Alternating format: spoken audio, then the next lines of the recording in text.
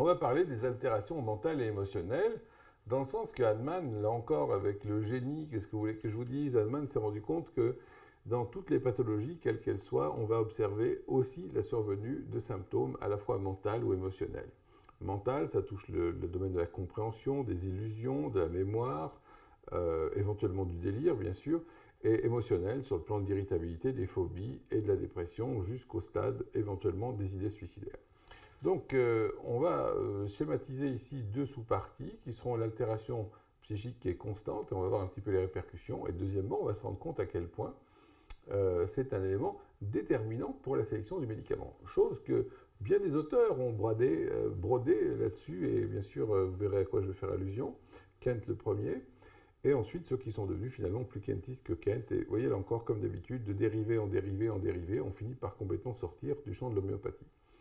Donc on va démarrer et dès que vous avez des questions, s'il vous plaît, pensez un petit peu à vous manifester. Je les choperai à mesure sur Internet pour regarder un petit peu ce qui se passe.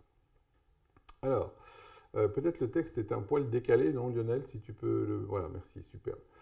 Alors, voilà, cet organon 210 est tellement important, tellement fondamental, que on va avoir besoin de bien comprendre ce que Hahnemann veut dire.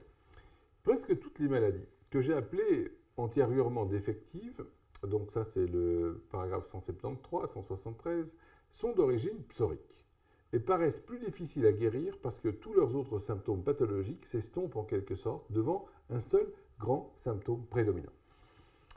On a beaucoup progressé, j'espère. Je crois que vous avez été vraiment trop gentil avec moi de tous les compliments que j'ai eus pour le dernier cours. Mais je crois que grâce au dernier cours, on a vraiment progressé pour comprendre un peu mieux ces relations entre la psore et les autres miasmes. Et ici, maintenant, vous comprenez mieux ce que veut dire Hahnemann, c'est que cette espèce de TGV psorie qui va avoir tendance à venir stocker les symptômes plutôt dans un endroit, plutôt dans l'autre, faire des alternances.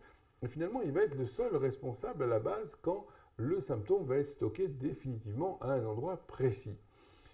Et on va commencer à évoquer finalement cette notion d'équilibre des symptômes entre la sphère organique et le plan mental, au sens général psychique du terme. Et bien sûr, du coup, moins vous avez de symptômes, plus c'est difficile à soigner, puisque quand toute la pathologie finit par se résumer à un seul unique symptôme, vous êtes un tout petit peu gêné pour avoir le médicament. Que dit le maître ?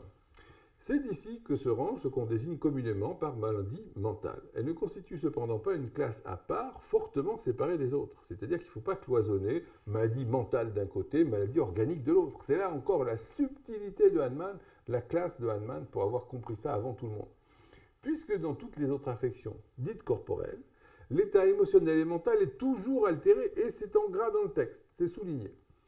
Dans tous les cas à guérir, l'état psychique du patient doit être considéré parmi la totalité comme l'un des éléments les plus proéminents si nous voulons tracer une image véritable de la maladie afin d'être capable de la traiter homéopathiquement avec succès.